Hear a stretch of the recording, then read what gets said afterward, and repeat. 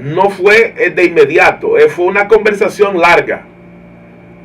Otra parte es que Nicodemo va de noche. Decía la tradición que cuando dos rabinos de alto nivel se unen a hablar temas con alto nivel de profundidad o de misterio, podían hacerlo en la noche. Pero había otra ley, otra tradición que decía que los rabinos no podían salir de noche. Lo curioso es que Nicodemo es que fariseo. Por eso decía en la impartición anterior que las discusiones y los encuentros con Jesús, la mayoría fueron con fariseos. ¿Por qué? Porque él era fariseo. Si usted era un rabino, era porque usted pertenecía al movimiento farisaico. Y dije, otra de las implicaciones de la palabra fariseo, muy mal interpretada por cierto, es prushim. Prushim. Tenía que ver con sabios, pero también tenía que ver con los nobles. Porque uno de los movimientos más nobles que habían en tiempos de Jesús eran los fariseos.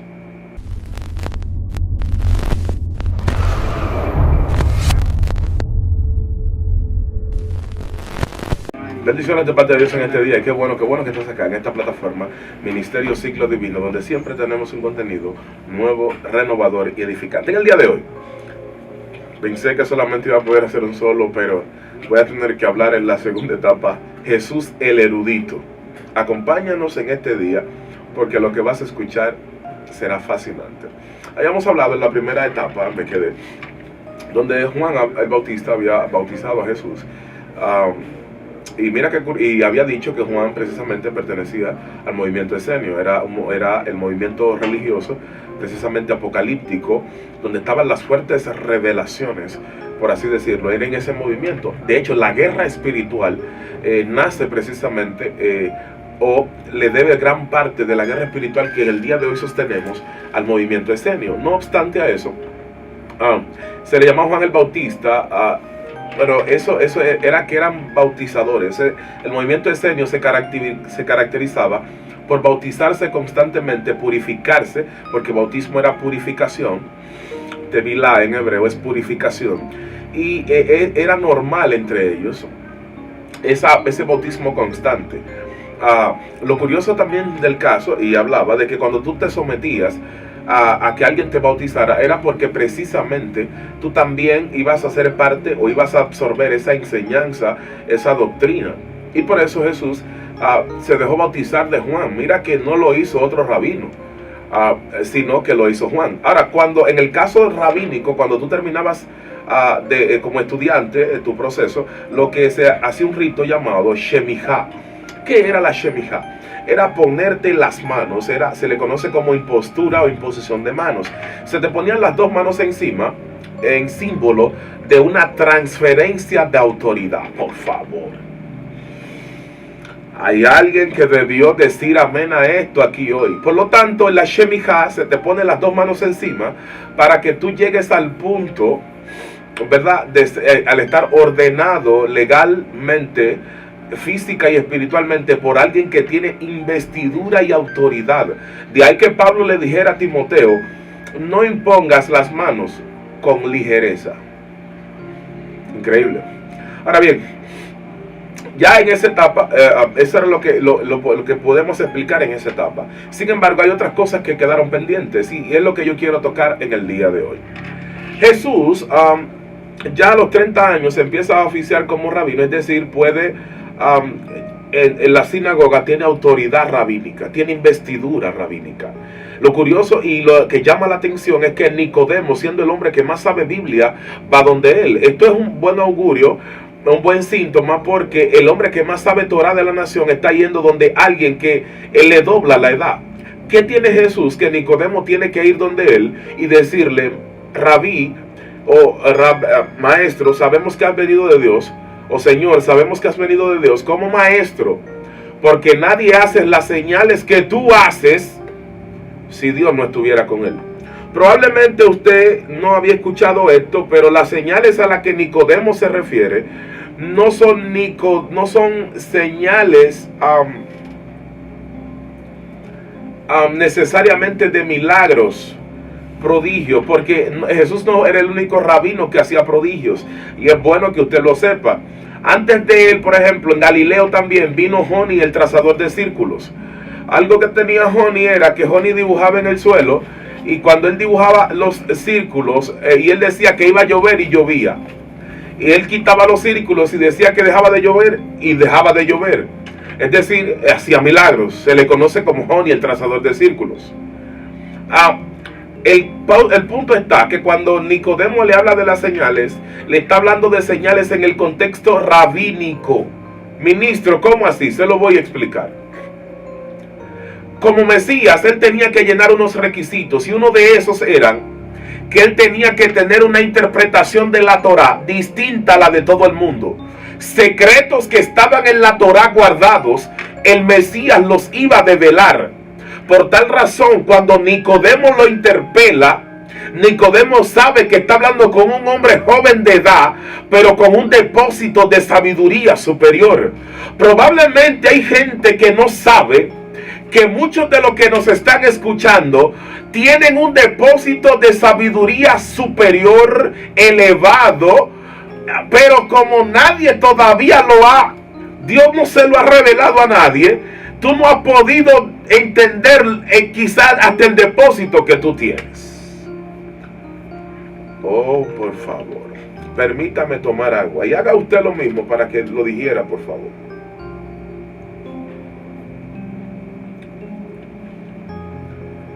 Lo cierto es que Nicodemo va donde él porque lo ve como una autoridad en materia rabínica, en materia de conocimiento, en materia de Torá. El Mesías tenía que tener una interpretación distinta. Por eso es que precisamente en el diálogo que ellos sostienen acerca del nuevo nacimiento, Jesús está dando una interpretación que salía de la explicación que los rabinos habían dado. Yo no sé si usted me entiende lo que yo le estoy diciendo. Ministro, ¿cómo así? Sí, es que por mucho tiempo se había entendido lo que se entendía, pero era desde el punto de vista jurídico legal o estatus civil, donde el nuevo nacimiento era un cambio de estatus civil. Por lo tanto, en el tiempo de Jesús habían 8 tipos de nuevos nacimientos. Pero había algo que no se enseñaba, que el Mesías lo develó. Cuando el último nuevo nacimiento, que consistía en entrarte en una tina con agua, para simbolizar que estabas dentro de la matriz divina, tú estando dentro de la matriz divina, dentro del agua, esos segundos que durabas ahí, eran específicamente era como igual cuando un niño está dentro del vientre de su madre. Y ahí en esos segundos, cuando tú salías, que podías respirar nuevamente, venía algo interesante, venía algo muy importante. ¿Qué era lo que venía? Cuando te sacaban de ahí y tú respirabas y abrías la boca para recibir aire, venía un alma nueva. Dios mío, ¿qué yo he dicho? ¿Qué yo he dicho? Ministro, ¿cómo así? Sí, venía una actualización de tu alma.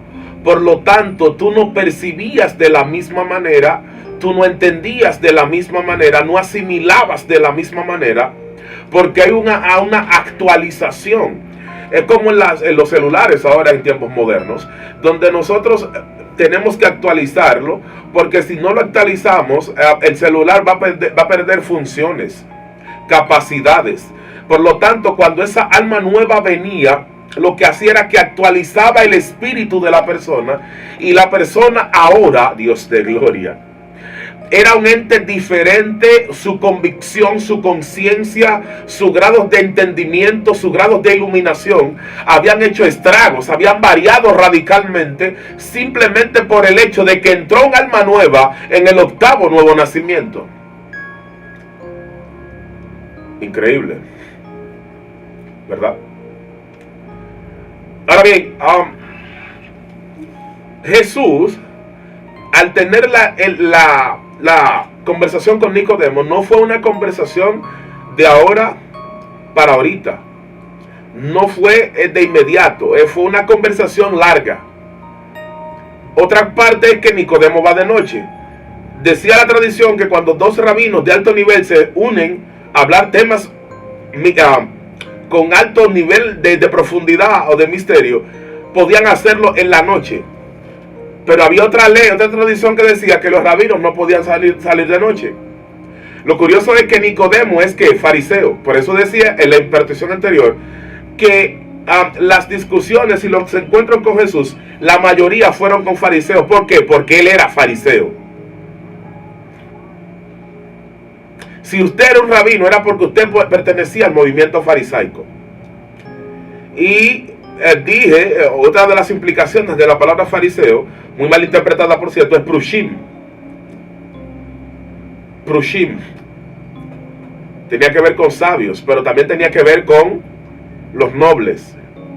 Porque uno de los movimientos más nobles que habían en tiempos de Jesús eran los fariseos. Increíble.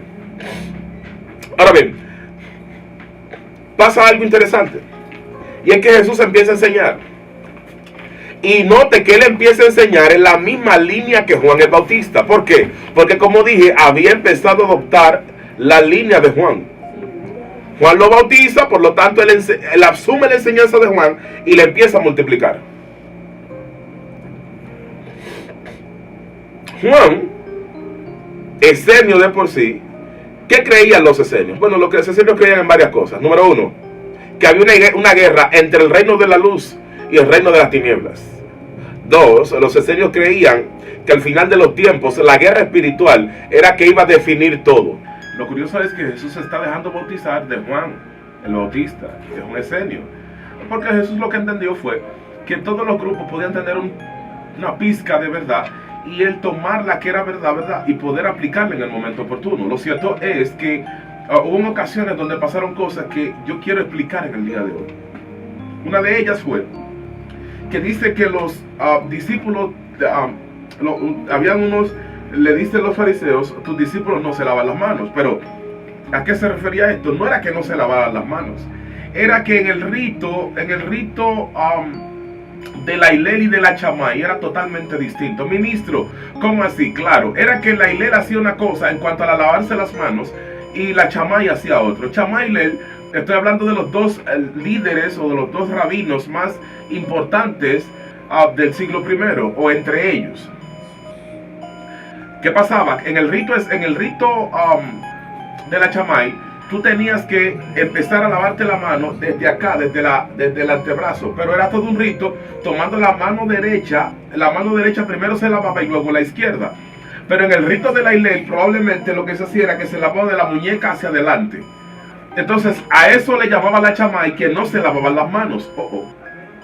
Cuando a Jesús le dice que no es lo que entra al hombre lo que daña, sino lo que sale. Le estaba diciendo que el rito en sí, todas esas ritualizaciones, esos ritos que ellos habían inventado porque pertenecían a la tradición oral, y en eso en breve lo voy a explicar, porque para ser un rabino completo en su tiempo debió manejar la Shebeal-Peh o tradición oral Jesús. Y precisamente él manejó la tradición oral porque sus discípulos se lavaban las manos, no así como la Chamay, pero sí como la posición de Hillel. Hubo otro hecho, por ejemplo, muy famoso que usted conoce, que en donde se practicó esto, pero esto nunca estuvo escrito en ningún lado. Dice el texto que él escupió en el suelo, hizo lodo y le devolvió la vista a un ciego. ¿Dónde estaba eso en las profecías mesiánicas, en las profecías escritas? En ningún lado. Por favor. ¿Qué sucedió entonces? Bueno, lo que sucedió fue lo siguiente. Fue que él, esa parte de la tradición oral que decía que la saliva de los primogénitos era milagrosa, y en este caso le devolvió la vista a un ciego. Eso significa entonces que el mismo Jesús tuvo que emplear la tradición oral. Ministro, ¿qué es la tradición oral? Los judíos dicen que cuando Moisés estuvo en el Sinaí, Dios le dio dos leyes: las leyes escritas y las leyes orales, es decir, la aplicación de lo escrito. Tuvo que explicarle, asesorarle, indicarle cómo se iban a aplicar los mandamientos. Se le llama Shebeal-Peh, tradición oral. Los rabinos manejaban más la tradición oral que la tradición escrita. Es decir, lo que se había transmitido de maestro a discípulo, ¿verdad? Durante generaciones, eso se guardaba celosamente. Por esa razón hay muchas cosas que en la Biblia aparecen que son parte de la tradición oral, y por eso se le estoy enseñando, pero que no estaban en la tradición escrita. Pero para el judío estaban al mismo nivel. Hello. Yo quiero que usted entienda eso que yo estoy diciendo. Por lo tanto, Jesús tomó de la tradición oral y de la tradición escrita. Cuando se le dio la oportunidad en la sinagoga, leyó el libro de Isaías, hablando de que lo había ungido el Señor para libertar a los cautivos, etcétera, etcétera, etcétera. Está utilizando la tradición escrita, la Torah escrita. Ahora, cuando quiso utilizar la oral, la usó. A veces recitó salmos, a veces no. Ahora bien, yo quiero llegar a un punto. Dentro, y evidentemente dentro de las enseñanzas que él tenía, de lo que él aprendió en las escuelas rabínicas, yo quiero que usted sepa lo siguiente. Los niveles de interpretación que él utilizó, por ejemplo, cuando iba camino a Emaús, dice que les abrió las escrituras. En realidad lo que eso significa es el collar. ¿Qué es el collar? Es un nivel de interpretación rabínica, por favor. Creo que alguien debió decir amén a esto. Fue lo mismo que usó Esteban cuando estaba defendiéndose delante del concilio, el collar. Este nivel de interpretación precisamente estaba hecho para traer luz al individuo que lo escuchara. Por eso los que iban camino de Emaús con él, dice que les abrió el entendimiento. Lo que yo te estoy diciendo es que en lo que Jesús está utilizando para interpretar, lo que él está utilizando para explicar la escritura, lo que él está utilizando, lo que él está diciendo, tuvo la capacidad de abrirle el entendimiento a alguien. Ministro, ¿qué usted quiere decir? El punto está en que cuando los niveles, es que la interpretación tiene como finalidad traerle luz al que le escuche. Si la interpretación no te abre el entendimiento, bueno, pues la interpretación que te están dando no te está resultando en nada. Ups. No lo quería decir, pero lo dije. Yo voy a tomar agua, hágalo como yo, y así lo puedo digerir mejor.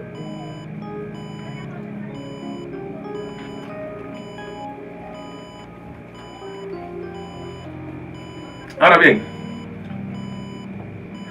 en otra ocasión, cuando quiso tomar de Shammai, lo tomó. Cuando quiso tomar de Hillel, lo tomó. El dicho, por ejemplo, haz a los demás como quiere que hagas contigo, realmente no fue el primero en decirlo. Shammai ya lo había dicho Hillel lo había dicho unos años antes. Se le conoce como la ley de oro de Hillel, porque Hillel precisamente hablaba de que como tú quieres que te traten, trata a los demás. Evidentemente que tuvo una influencia de Hillel Jesús en sus enseñanzas. Ups. Por favor, Jesús el erudito.